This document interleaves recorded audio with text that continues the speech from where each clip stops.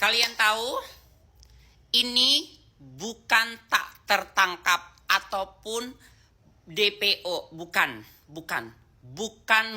belum tertangkap, tapi memang tidak ditangkap.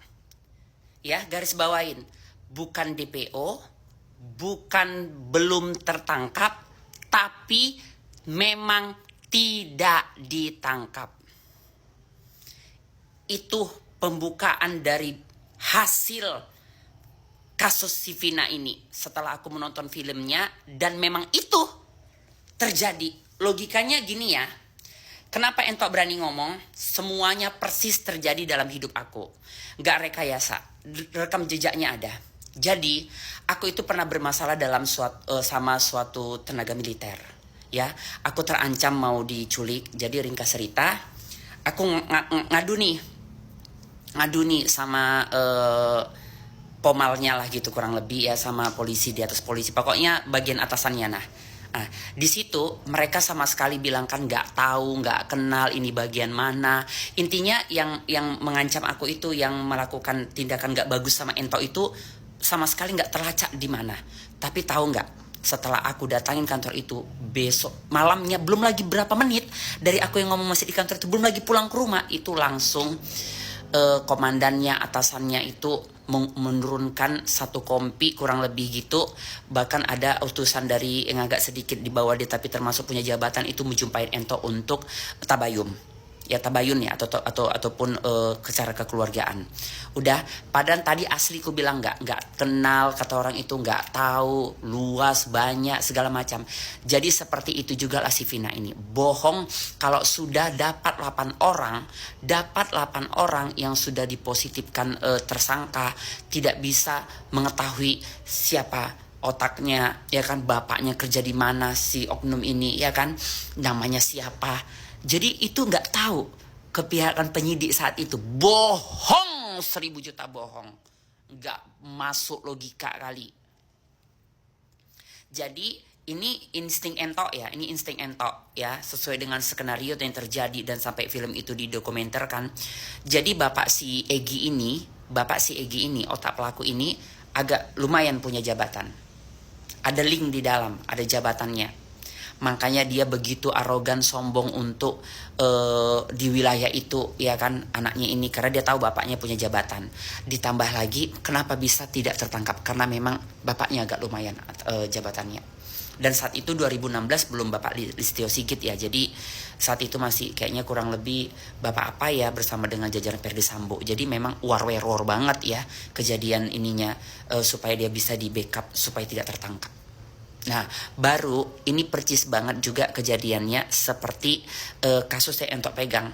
Jadi dua kejadian ya, dua wadah itu memang sama-sama memang nggak akan mungkin nggak tertangkap, karena memang mereka itu kalau sudah namanya satu ini ya, satu angkatan itu pasti dapat. Jadi baru sama juga nih. Aku kan megang kasus yang anak yang panah hijau kan, yang digilir berapa lekong itu kan, itu juga sudah jadi tersangka, bahkan aku ikuti sidangnya ya kan. Tapi kok bisa yang lain nggak dapat? Pada akhirnya memang dapat juga, tapi adalah beberapa tetap. Jadi nggak mungkin nggak dapat, karena sudah dapat tuh teman-temannya, pasti dari situ terbongkar semua. Nggak mungkin enggak. Tapi kalau sampai nggak dapat sementara sudah bisa dibongkar semuanya, itulah yang kubilang tadi, sudah diamankan di dalam, karena memang bapaknya ataupun orangnya ini ada agak sedikit punya jabatan. Jangan-jangan memang ada jabatan yang tinggi. Itu makanya si Egy sampai sekarang selamat. Jadi malu banget kan, busuk banget kan. Padahal kalau dipikir ya, polisi ini Pok Lela ini sangat banyak jasanya sama kita, ya kan. Tapi gara-gara satu, dan ini bukan rahasia lagi, tapi rahasia umum, dan itu fakta. Kalau sesama punya masalah, sebelum viral, sebelum memang ada yang meng-up, itu nggak akan pernah jalan. Baru kedua, kalau yang atasan itu yang bermasalah, memang itu bisa di backup semua. Jadi cantik lah, sampai mau apapun nggak bisa, beres semuanya pokoknya, karena memang dia yang mengatur.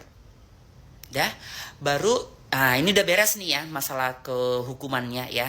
Malu dong ya negara kalau sampai sesudah segini-ginian tapi nggak bisa diselesaikan juga ya.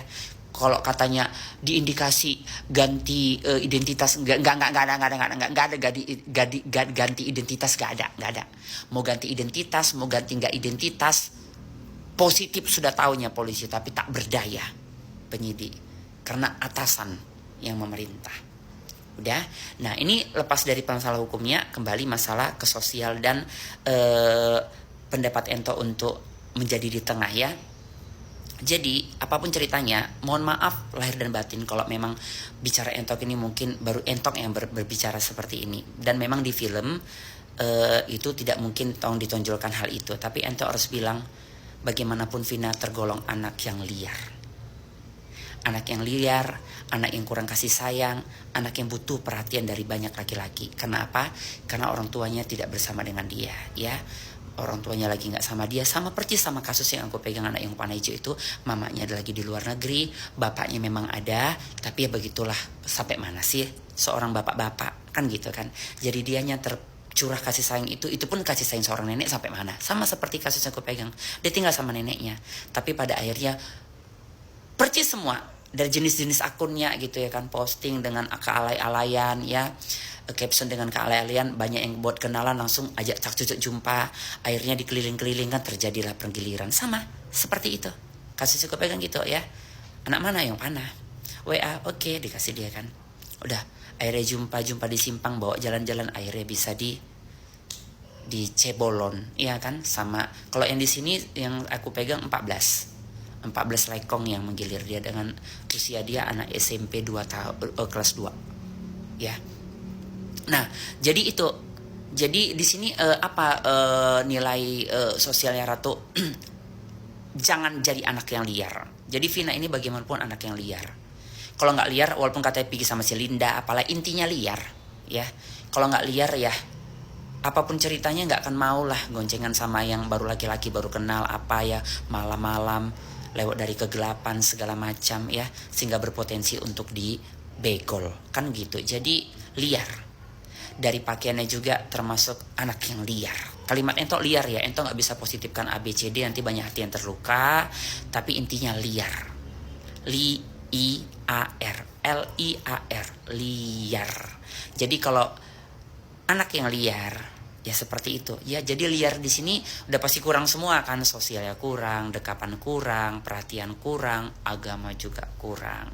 Bahkan aku nggak tahu ya, memang filmnya mungkin nggak mau mengangkat larinya ke religi, tapi dari cerita sampai dengan kejadian asli dulu kan Ento juga tahu ya, sampai difilmkan juga tidak ada memang unsur ke religion itu kuat di keluarga Vina, itu nggak ada. Makanya wajar Allah tidak membentengi dia. Jadi makanya dia sampai teraniaya sehina dan sekotor itu ya kan, tersakiti segitu-gitunya. Karena apapun ceritanya, orang yang dekat kepada Allah, orang yang membentengi dirinya dengan salawat, dengan sholat yang baik ya, dengan menutup aurat yang baik, dengan fitrah yang baik, itu Allah tidak akan pernah menghinakan dia. Sekalipun Allah mau menguji ataupun Allah mau membersihkan dosa-dosanya, tapi tidak akan pernah terhina ya, tidak akan pernah terhina ya. Jadi dia ini terhina karena apa? Karena dia juga menghinakan dirinya di hadapan Allah Subhanahu wa taala. Seperti itu sih rangkuman Ratu Ento. Baru di sini ada juga poin yang betul-betul ngeblank banget, memang harus sampai termatikan kameraku. Saking mau ya kan.